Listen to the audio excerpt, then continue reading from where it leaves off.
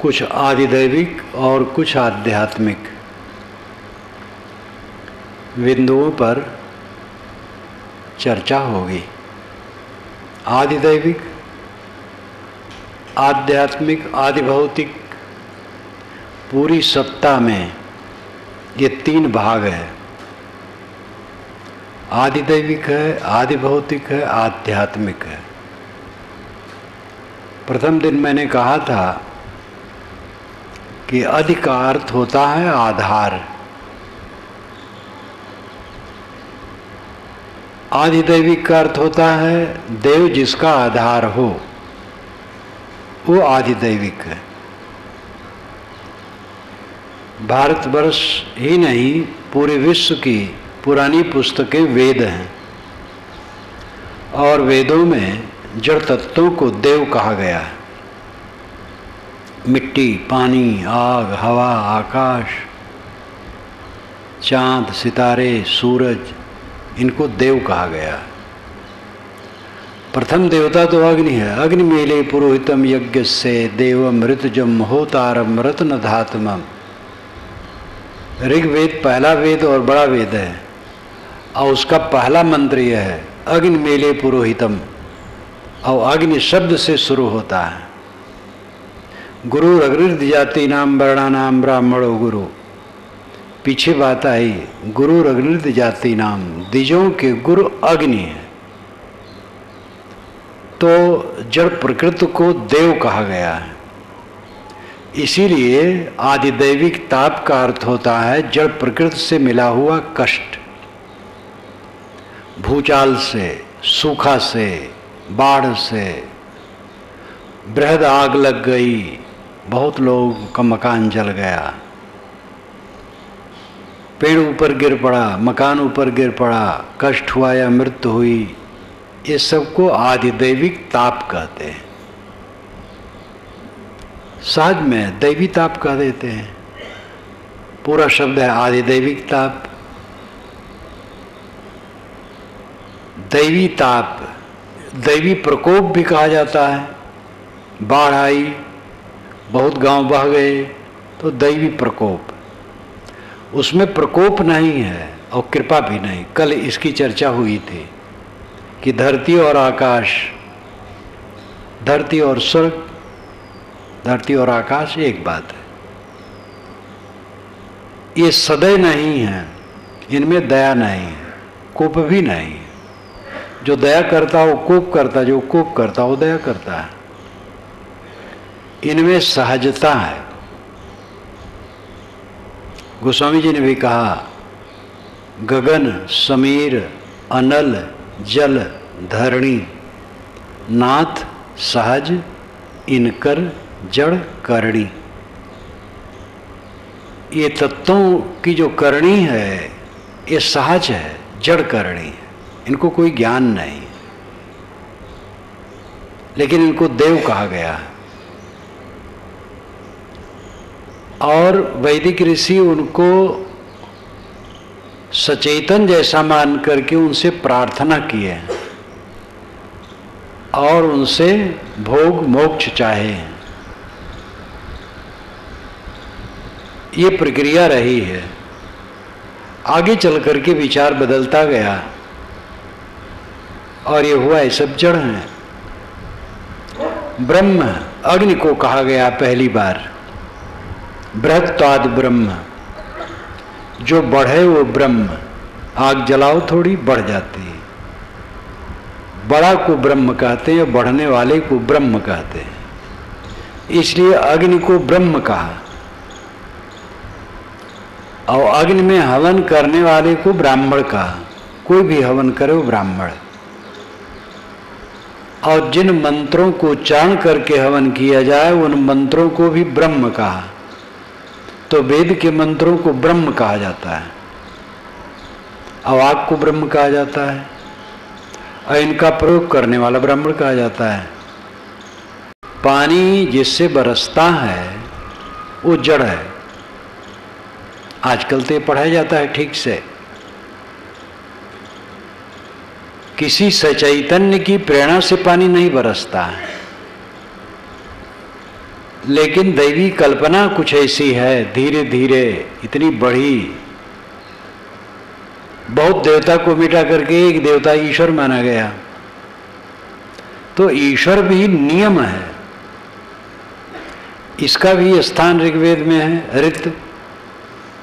ऋतस्य तंतुम विदतम, ऋत के तंतु सर्वत्र परिपूर्ण है। ऋत नाम नियम, ऋत नियम ईश्वर है।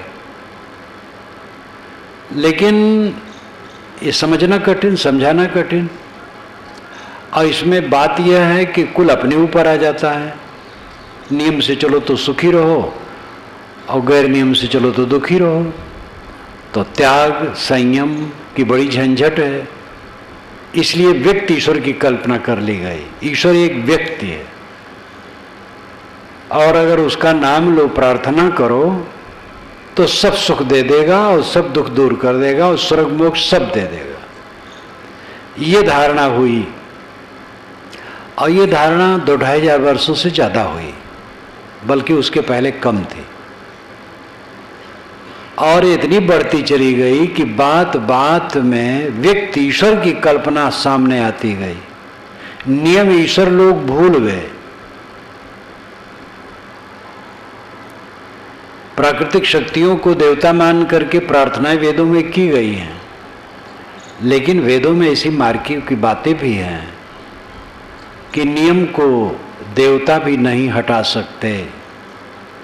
करनी का फल भोगना है। नदी में नहाने से मोक्ष की बात वेदों में नहीं है। एकादशी रहने से स्वर्ग मिलेगा, ऐसा वेदों में नहीं है। पुरा काल के ऋषि कई अंशों में बहुत विचारक थे। व्यक्ति ईश्वर की कल्पना ने ज्ञान को गड़बड़ा दिया। पानी नहीं बरसता है तो यज्ञ चलना शुरू होता है। यज्ञ करो, हवन करो, देवता खुश होंगे, ईश्वर खुश होगा, पानी बरसाएगा। जो यज्ञ नहीं करते वो ईश्वर की प्रार्थना में डट पड़ते हैं। प्रार्थना करो तो ईश्वर खुश होगा। मालूम होता है ईश्वर सो गया है, जानता नहीं। प्रार्थना करोगे तो जान पाएगा। पानी बरसने के सारे कारण जड़ हैं, उनमें कोई ज्ञान नहीं है। पानी बरसता है और देश का देश बहता है, न पानी को पता है कि मैं सबको तकलीफ दे रहा हूँ, और जिन कारणों से पानी बरसता है उन कारणों को भी पता नहीं। तो जड़ है, क्रिया हो रही है, बस चल रहा है। सूखा पड़ गया है, ये भी प्रकृति को पता नहीं है कि सबको कष्ट हो रहा है, तो अचेतन है। हवा चलती है, जोर से हवा चलती है। बवंडर मानो जोर से बवंडर आया और बच्चे खेल रहे हैं, और बवंडर उन्हीं के ऊपर अगर सिधाई में है और गया तो बच्चे गिर पड़ेंगे, दूर फेंका जाएंगे। लेकिन एक कुत्ता जा रहा है और बच्चे खेल रहे हैं, तो कुत्ता बगल में होके निकल जाएगा, क्योंकि कुत्ता जानता है। और बवंडर नहीं जानता है, उसकी तो सहज करनी है, जो पड़ गया रगड़ जाएगा। पानी न बरसता हो, आप पुकारो वरुण देवता को, कोई मतलब नहीं है। वेदों में वरुण देवता नैतिकता का देवता है, लेकिन पुराणों में पानी का देवता बना दिया गया। तो वरुण देवता की प्रार्थना करने से पानी नहीं बरस सकता है। आग लग गई, अग्नि देवता की प्रार्थना करो और उसमें थोड़ा घी और मेवे भी डाल दो कि भगवान तृप्त हो जाओ, रुक जाओ, तो और चलेगा। आग की प्रार्थना करने से कोई लाभ नहीं होगा। पानी छोड़ो, धूल छोड़ो, सामान बचाओ, ये समझदारी काम करो। न वो प्रार्थना से खुश हो सकता है और न गाली देने से नाखुश हो सकता है। उसमें समझ ही नहीं है, अचेतन है। पानी बरसना और न बरसना ये जड़ प्रकृति की योग्यता और अयोग्यता पर निर्भर करता है। इतनी सी बात आज के वैज्ञानिक युग में भी लोग नहीं समझ पाते, क्योंकि व्यक्ति ईश्वर की कल्पना इतनी छा गई है दिमाग पर कि सारे ज्ञान को उसने लुप्त कर दिया है। पढ़े लिखे लोग भटकते, अच्छे इंजीनियर। एक बार मैं गुजरात के एक प्रसिद्ध मंदिर में ले जाया गया जो बहुत लंबा चौड़ा है, अक्षरधाम। हम पूरे समाज सहित थे, तो हमें दिखाने के लिए उनके स्पेशल व्यक्ति अहमदाबाद से ही एक इंजीनियर आए कि महाराज जी को शॉर्टकट रूप में ले जाकर के दिखाओ। और तो लाइन लगती है, टिकट देते हैं हम लोगों को बिना टिकट के, और हर जगह प्रवेश करते हुए दिखाए। एक मूर्ति के सामने ले गए। उस इंजीनियर ने कहा, इंजीनियर कोई 30 वर्ष का होगा, कहा महाराज इस मूर्ति ने दूध पिया। मैंने कहा आपने देखा? हाँ महाराज देखा।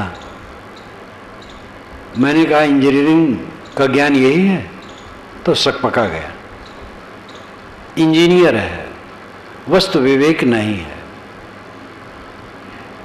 या तो लोग धूर्त होते हैं या मूर्ख होते हैं।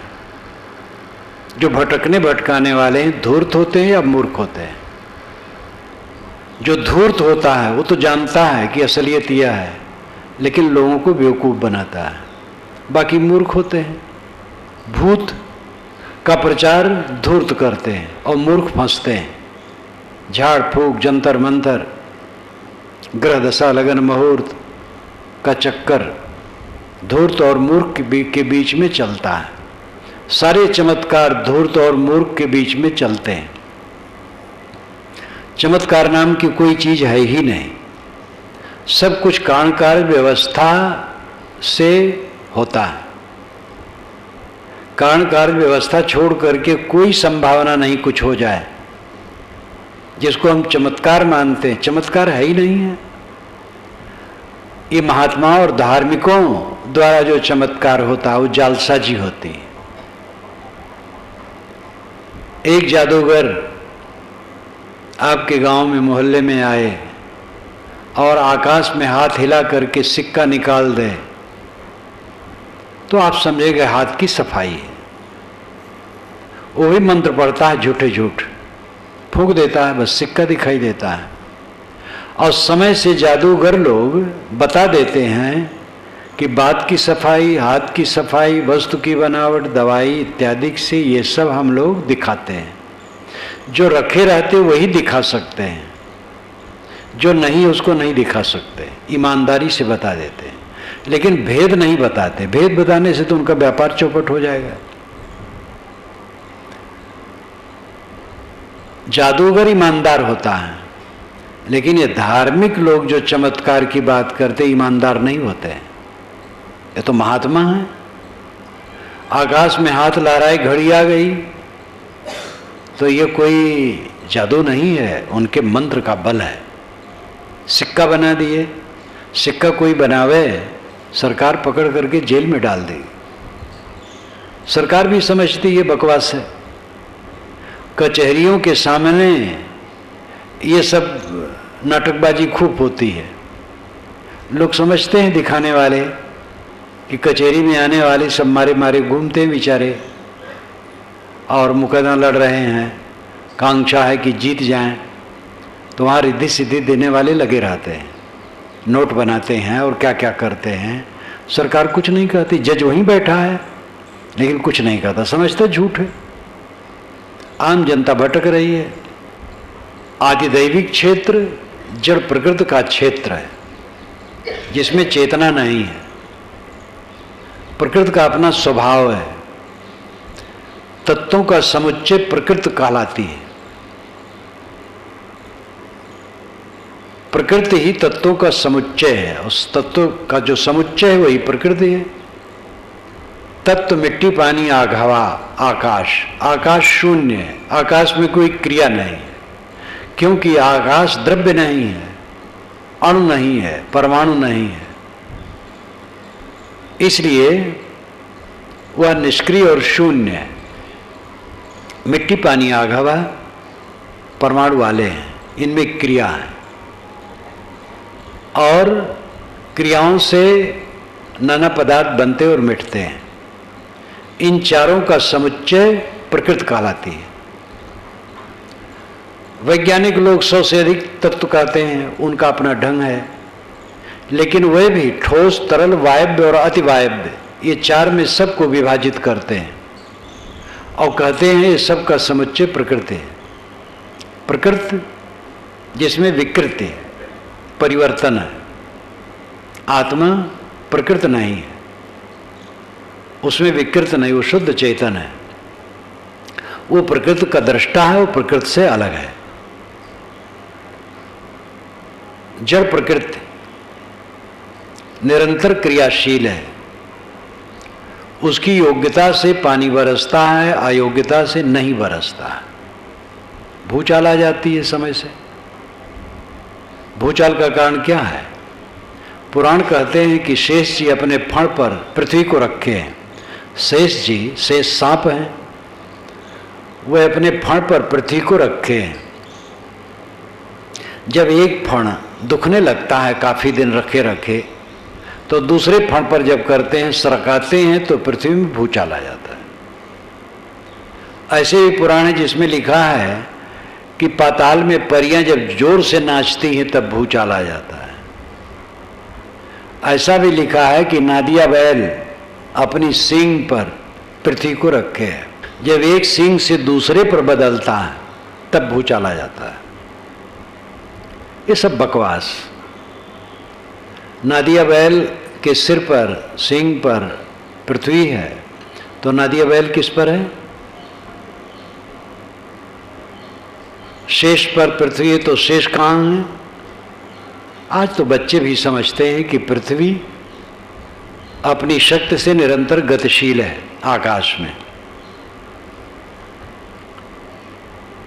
इतना ज्ञान हो जाने पर भी अंधविश्वास कम नहीं हुआ है और सामान्य नहीं पढ़े लिखे लोगों की दुर्दशा है। झाड़ फूक केवल अनाड़ियों में नहीं है, पढ़े लिखों में है। अंगूठियां तो ये पढ़े लिखे लोग ही ज्यादा पहनते हैं, 95% अंगूठियां पढ़े लिखे लोग पहनते हैं। अब अंगूठियां केवल अंधविश्वास के कारण है। शौक से कोई बिरला पहनता होगा। कोई नवयुवक हो, विवाह हुआ हो तो विवाह की अंगूठी हो, कुछ दिन पहन ले, क्षम्य है और कोई जरूरत नहीं अंगूठी पहनने। प्रकृति ने इतनी सुंदर अंगूठियां आपकी बनाई हैं, इसमें अंगूठी डाल करके क्यों खराब करते हो? उसके सौंदर्य को क्यों नष्ट करते हो? क्यों गंदगी पैदा करते हो? कितने लोग ऐसे हैं जिनकी उंगलियां घट जाती हैं, अंगूठियां बढ़ जाती हैं, क्योंकि बहुत देवता हैं उनके सिर पर। बड़े बड़े गुरघंटाल जो लोगों को बेवकूफ बनाने के लिए बैठे हैं, वह शहरों में डेरा डाले हैं और वे फंसाते हैं धनवानों को, शिक्षितों को। और उसमें साधारण नहीं, वकील, जज, डॉक्टर, इंजीनियर, प्रोफेसर, राजनेता, पूंजीपति, ऐसे लोग फंसते हैं। सब नहीं ऐसे हैं, लेकिन बहुत से लोग फंसते हैं। शिक्षा और अशिक्षा, चमत्कार की बदमाशी का प्रचार शिक्षित ज्यादा करते हैं। सारा चमत्कार केवल बदमाशी है। सृष्टि क्रम के विरुद्ध एक कण भी नहीं कुछ हो सकता है। 1000 सिद्ध महात्मा एक काली चींटी को लाल चींटी नहीं बना सकते हैं, और इतना नहीं, 1000 ईश्वर मिलकर के नहीं बना सकते हैं। नियम है। ईश्वर का तो हवा ऐसा खड़ा कर दिया गया कि ज्ञान सब गड़बड़ा गया और कर्म भी गड़बड़ा गया, नैतिकता ढीली हो गई, आचार विचार की जरूरत नहीं रही। ईश्वर का नाम लो, सब कट जाएगा।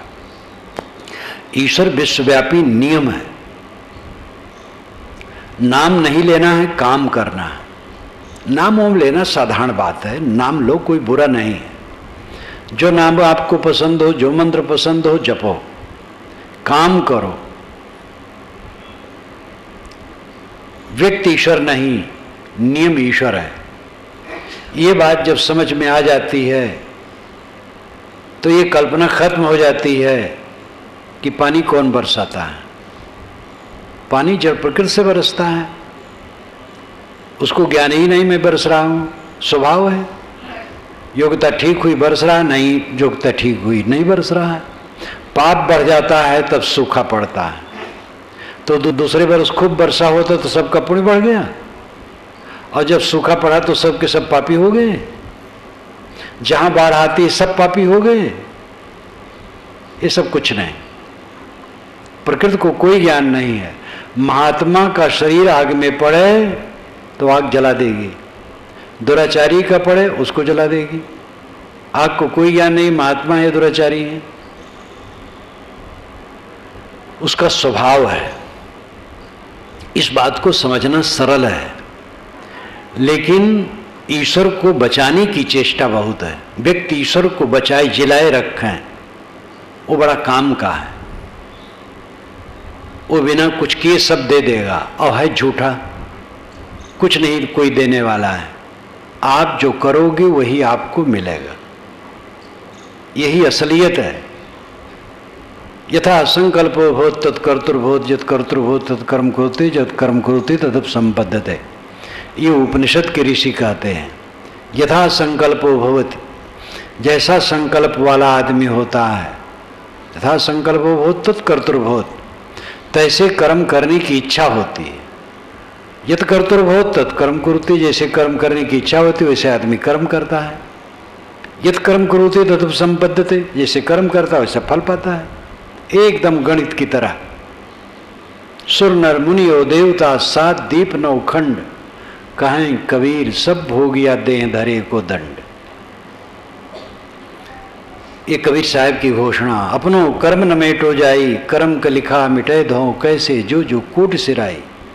गुरु वशिष्ठ मिल लगन सुधायो, सूर्य मंत्र दीना, जो सीता रघुनाथ बियाही, पलयक संचन कीना। तीन लोग के कर्ता कहिए, बाल बध्यो बरियाई। एक समय ऐसी बनी आई, उन्हों अवसर पाई। नारद मुनि को बदन छिपायो, किन्हू कपि को स्वरूपा। शिशुपाल की भुजा उपारी, आप भयो हरि ठूठा। पार्वती को बाज न कहिए, ईश्वर न कहिए भिखारी। कहीं कबीर कर्ता की बातें, कर्म की बात निनारी। क्या पार्वती को बंध्या न कहा जाए? पार्वती के बच्चा हुआ ही नहीं। गणेश जी और स्वामी कार्तिकेय उनके गर्भ से नहीं, गोद के। बीजक शिक्षा और बीजक व्याख्या में आप इसको पढ़ सकते हैं। ये पुराणों और महाभारत से लिखा गया है। ईश्वर शिव जी भिखारी हैं, भीख मांग करके खाते हैं। गोस्वामी जी भी कहते भीख मांग भव खाएं। ये तुम शिव को वर्ती हो, भीख मांग भव खाएं। संसार में भीख मांग के खाते हैं, कोई ठिकाना नहीं है, भड़काते हैं। तो बाला कहो जो भिखारी कहाँ, अबला सुनिए बलराज दुआरे। पार्वती और लक्ष्मी मिल गईं तो लक्ष्मी ने मजाक किया पार्वती से, भिखारी कहाँ, तुम अकेले हो, भिखारी कहाँ है, शिव जी कहाँ है? तो उन्होंने भी नाले पर दाला जड़ा।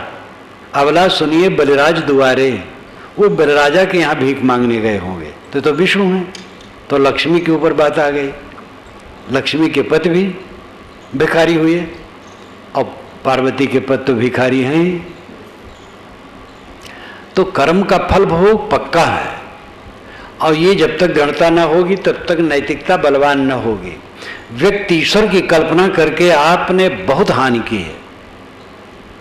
नैतिकता छोड़ दी, कर्म सिद्धांत छोड़ दिया, और पूजा पाठ से सब काम पूरा कर लेने की चेष्टा की। नाम जपने मात्र से सब काम पूरा करने की चेष्टा की।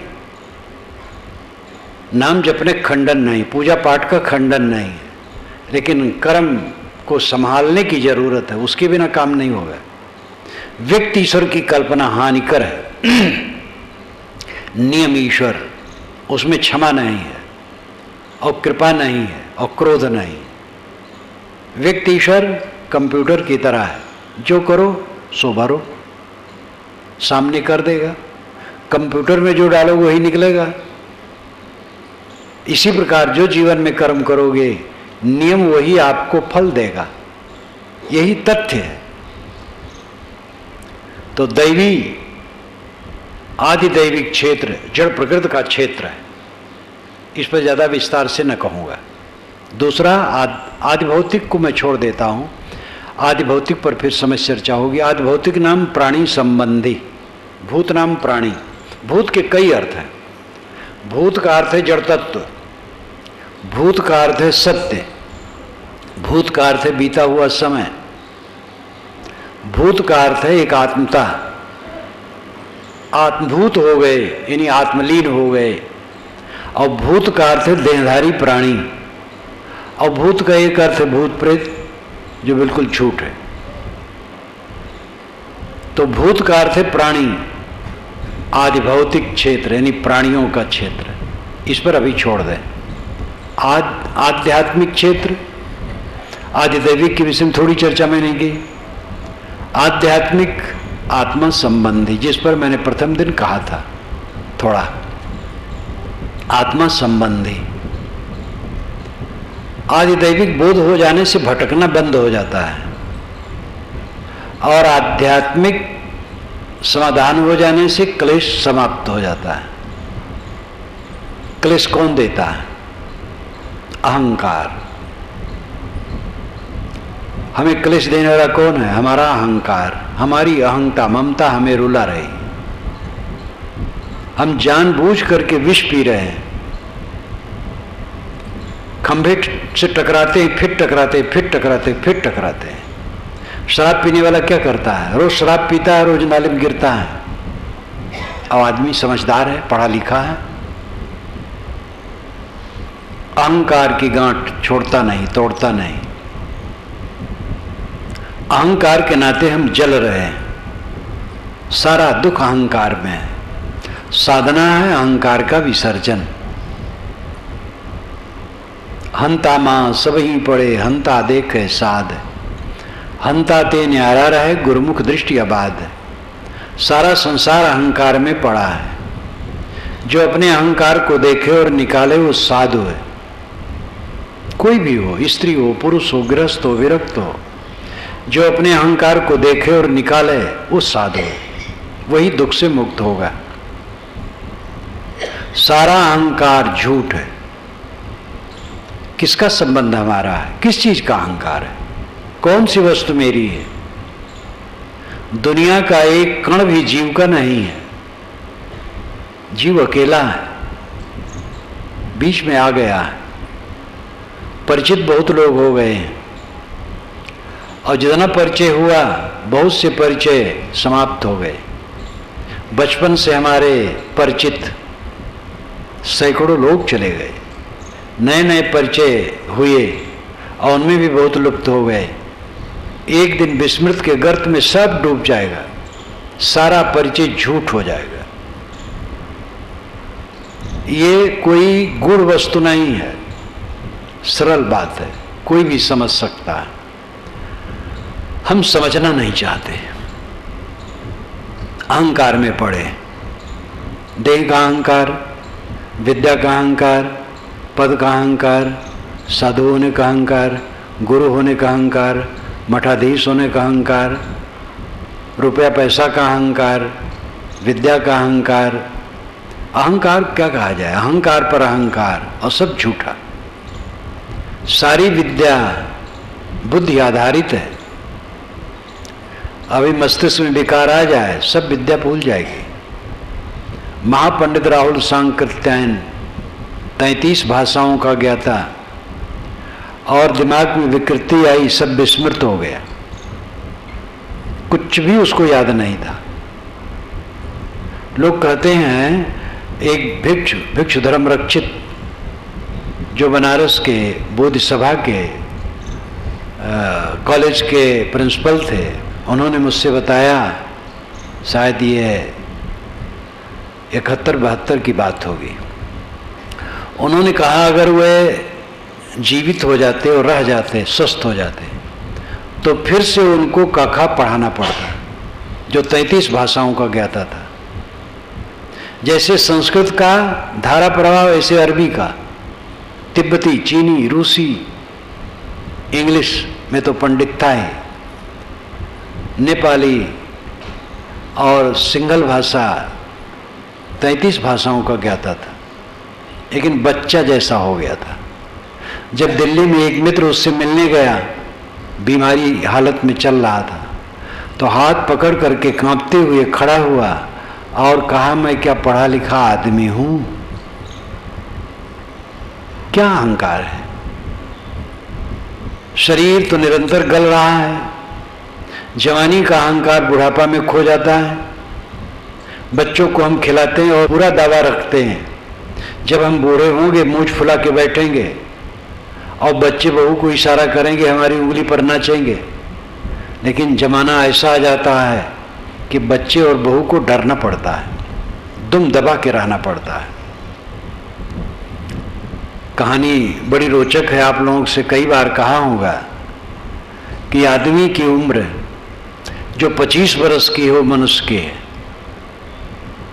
और 25 से 50 तक बैल की है, और 50 से 75 तक कुत्ते की है, और 75 से आगे उल्लू की है। 25 वर्ष तक मनुष्य की जिंदगी है। 25 वर्ष में संभाल ले तो पूरा जीवन मनुष्य का हो जाए। 25 से 50 तक बैल की है, पेरते रहो पेरते रहो, बाल बच्चे सबको निभाना है, कमाओ, घर बनवाना है, शादी विवाह करना है, पता नहीं क्या क्या करना है। 50 वर्ष तक बैल की तरह पेरते रहो। 50 के बाद कुत्ते की तरह हो जाओ, पूंछ हिलाते रहो बहू बेटे के सामने, नहीं तो कुशल नहीं। जो गुमान था कि हम मूंछ फुला के बैठेंगे, इशारे पर बहू बेटे नाचेंगे, वो सब धोखा निकला। पहले ज़माने में तो थोड़ा हो जाता था, अब तो गुंजाइश नहीं है। पहले ज़माने में संयुक्त परिवार था और इतना धन नहीं था, इतनी विद्या नहीं थी, इतना अहंकार नहीं था तो सब कुछ सब समय, और माहौल ही कुछ बदल गया है। आजकल तो पढ़े लिखे लोगों में अगर वो विरक्त होना चाहे तो अपने आप विरक्ति है। लड़के बहू साथ में नहीं रहना चाहते हैं, लड़का रहना भी चाहे तो बहू नहीं चाहती है, तो लड़का परेशान, क्या करे, किसकी तरफ जाए। अंत में माता पिता अकेले हो जाते हैं। अकेले हो जाते अच्छा है, अपना कूट पीस करके खा लें। आज तो कूटना पीसना मशीन से हो जाता है, पका के खा लें। एक करोड़पति मुझसे मिले दिल्ली के पास एक शहर में, कहे महाराज जीवन में सुख नहीं मिला।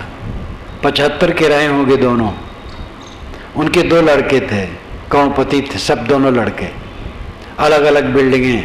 कहे महाराज अलग बिल्डिंग में रहता हूँ, दोनों पका के खाता हूँ। लड़के तो चाहते हैं लेकिन बहुएं नहीं चाहती हैं, तो महाराज जीवन में सुख नहीं मिला।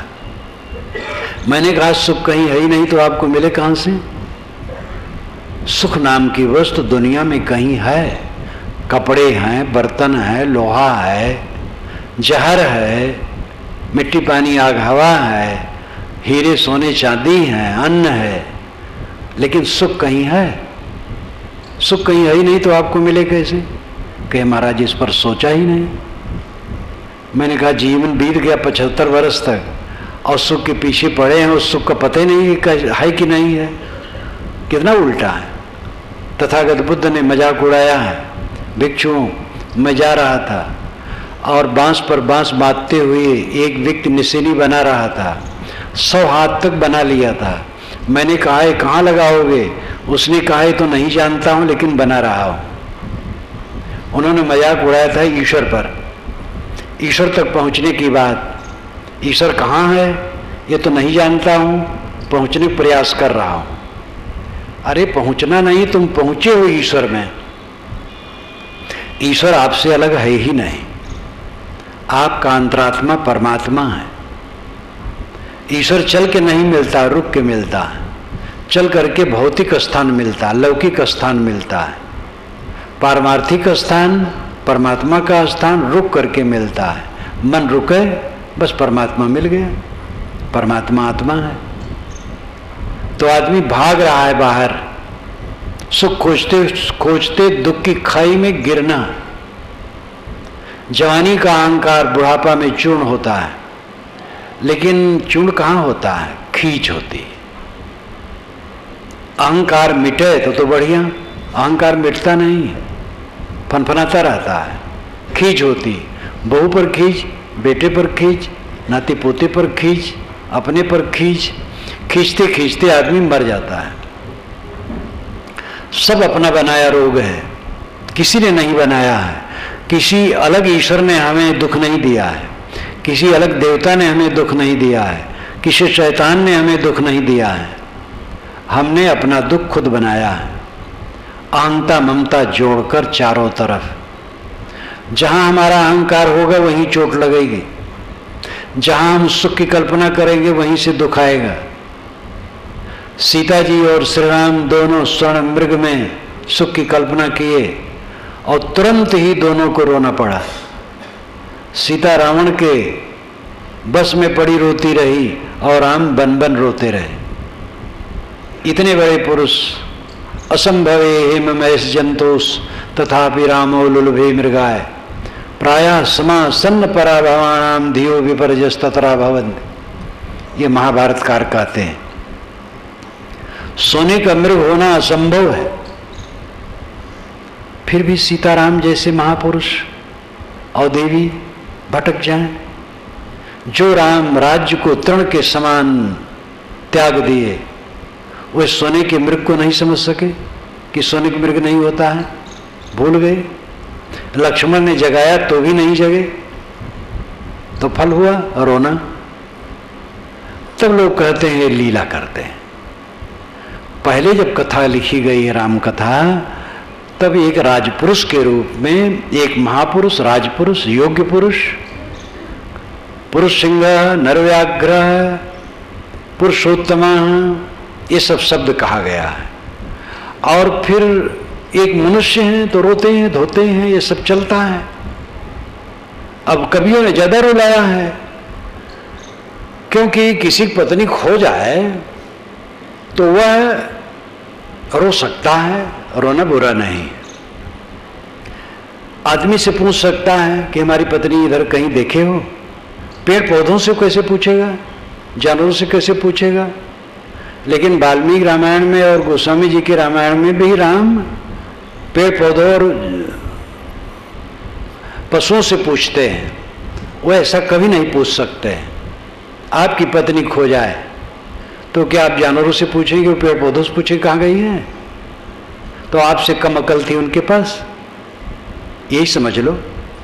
ये कवियों ने रुलाया है ज्यादा, श्रृंगार रस उत्पन्न करने के लिए मर्यादा विरुद्ध काम किया है। इतना रुला दिया तो फिर भी अब भक्ति बढ़ी पीछे। धीरे धीरे काव्य पर काव्य रामायण पर लिखे गए, बहुत काव्य लिखे गए। रामायण रहस्य पढ़ करके आप समझ सकते हैं कि कितनी रामायणें भारत और विदेश और यूरोप में बनी। तो ये सब बनते गए, तब भगवान माना गया। वाल्मीकि रामायण में श्री राम के लिए भगवान शब्द नहीं है, पूरे रामायण में नहीं, पीछे भगवान माना गया। अब बात आई कि वे रोते क्यों हैं, तो रोते हैं तो भगवान नहीं, और भगवान रोता नहीं, तब लीला करते, दिखावा करते, ये कहना पड़ा। और लीला और उलझा दिया। लीला क्यों? कोई लीला करे, एक ट्रेन निकाल देते अयोध्या से दक्षिणी भारत तक, ये लीला कर देते, सब लोग आते जाते, सड़क बनवा देते और कुछ कर देते, ये लीला कर दे। रोने की लीला क्यों किए? तो आदमी उलझ गया अवतारवाद को लेकर के। हर जगह लीला। कबीर की लीला जब कहना शुरू कर दिया गया तो हद हो गया। बड़ौदा में एक महंत मुझे बुलाए, मेरा वहाँ निवास था, बहुत दिन की बात है। तो जब उन वहाँ गया तो दीवार में उन्होंने कबीर की लीला का चित्र बना रखा था। कबीर लीला कर रहे हैं। एक जगह महात्माओं को राजा पकड़ करके जेल में डाल दिया था और सबको जांता से अन्न पिसवाता था महात्माओं से, तो कबीर साहब गए, अपनी लुगटी एक जाते पर रख दिए तो सब जाते अपने आप चलने लगे, महात्मा छुट्टी पा गए। ये लीला कभी भी नहीं हो सकता ऐसा। कबीर साहब ने कोई भी लुगटी रख दे एक पर और सब जाते चले, कभी नहीं होगा। जिस पर रखेंगे वो भी नहीं चलेगा, चलाने से चलेगा। इतनी बात समझने में क्या कठिनाई है? लेकिन भक्ति के नाम पर जो पागलपन है वो समझने नहीं देता है। भक्ति बड़ी जरूरी है। समर्पण हुए बिना, श्रद्धा बिना, सिर झुकाए बिना कहीं कल्याण नहीं है। तरने को है दीनता, डूबन को अभिमान, कबीर साहब की अधिसाखी है। तरने को है दीनता, डूबन को अभिमान। माता पिता के सामने सिर झुका दो, गुरु के सामने सिर झुका दो, बड़ों के सामने सिर झुका दो, छोटों से भी विनयी रहो, बराबर में भी विनयी रहो। अहंकार की यहाँ कोई गुंजाइश नहीं है। जितनी मात्रा में हम अहंकार करेंगे उतनी मात्रा में जलेंगे, कोई उस जलन को मिटा नहीं पाएगा। भक्ति की आवश्यकता है, लेकिन भक्ति के नाम पर पागलपन है, पागल खाना है पूरा। जिन महापुरुषों को जिसने पकड़ लिया है बस उनके पीछे वो पागल है। और महापुरुष ऐसा सोचे भी नहीं होंगे कि हमारे पीछे ये पागलपन शुरू होगा। सभी महापुरुष आदरणीय हैं। एक महापुरुष को जो पकड़ा और कुछ लोग पकड़े तो उनको सब सर्वे सर्वा सिद्ध करने के चक्कर में पड़ गए। सभी बड़े हैं, राम बड़े हैं, कृष्ण बड़े हैं, कबीर बड़े हैं, बुद्ध बड़े हैं, महावीर बड़े हैं, मोहम्मद ईसा बड़े हैं, दुनिया के सभी महापुरुष बड़े हैं। सब आदरणीय हैं, सब पूज्य हैं और सब मनुष्य हैं। और इनमें से कोई भी अप्राकृतिक काम नहीं कर सकता था, कोई भी चमत्कार नहीं दिखा सकता था। हम लोग जैसे ही वो काम किए उनमें श्रेष्ठता थी। बहुत काम ऐसा किए जो सामान्य व्यक्ति नहीं कर सकता है, उनकी योग्यता थी। आप में भी योग्यता है, आप में भी बढ़ जाए तो आप बड़े से बड़े काम कर सकते हैं। प्रतिभाएं आज भी कम बेश होती हैं। इसी देश में गांधी जी हुए, जवाहर हुए, पटेल हुए, बड़े बड़े नेता हुए। राजनीति में सुभाष बाबू हुए, चंद्रशेखर आजाद हुए, लक्ष्मीबाई वीर, अंग्रेजों से लड़ी। हर क्षेत्र में महान होते हैं और सदा महान होते रहेंगे। दुनिया के जितने गुरजन हैं खास खास माने जाने वाले, वे सब केवल मनुष्य हैं और उन सब का आदर होना चाहिए। लेकिन भक्ति का पागलपन नहीं होना चाहिए। इस भक्ति के पागलपन ने विवेक को समाप्त कर दिया, कारण कार्य व्यवस्था के बोध को समाप्त कर दिया, तर्क और युक्ति और चिंतन, अंतर्बोध, ये सब को मिटा दिया है। विचारक बनो, चिंतक बनो। ये सब की सामग्री कबीर वाणी में है और पुराने ग्रंथों में भी है, जगह जगह वेदों तक में है, शास्त्रों में है, उपनिषदों में है, बुद्ध वाणी में है, महावीर वाणी में है, गोस्वामी जी की वाणी में जगह जगह है। अपने आप को हमें निष्पक्ष बना करके निर्छिर विवेकी अपने को रखना है। सब जगह बातें मिलेंगी। आध्यात्मिक कल्याण का अर्थ है शीतल मन, दुखहीन मन, संताप रहित मन। सोने चलो, कोई खटका ना हो, बिस्तर पर पड़ो, सो जाओ, नींद खुले, कोई मन में झटका नहीं, न राग, न द्वेष, न कलह, न संताप। पेट भर जाएगा, तन ढक जाएगा, सोने की जगह मिल जाएगी, इतना काफी है। जो अपना कर्तव्य कर्म है वो करो और अपने को संभालो। अहंकार की आग में सारा संसार जल रहा है। गोस्वामी जी ने कहा, अहंकार की अग्नि में तहत सकल संसार, तैसे बाचे संत जन केवल शांति आधार। अहंकार की आग में सारा संसार जल रहा है, उससे संत जन बचते हैं केवल शांत के आधार में, संत कौन है? जो अहंकार की आग से बचे। कोई भी हो, गृहस्थ विरक्त स्त्री पुरुष, वही संत है जो अहंकार के धोखा पट्टी को समझ ले। अहंकार हमारे मन का धोखा है, महाधोखा है। किसी वस्तु से हमारा नित्य संबंध नहीं है तो किस चीज का अहंकार? अहंकार सर्प है, अहंकार विष है, अहंकार घातक है। विचारें, विश्लेषण करें। शरीर मेरा स्वरूप नहीं है। ये हवा का फुसफुस जो चल रहा है अंदर में, फेफड़े से नाक तक, ये मेरा स्वरूप नहीं है।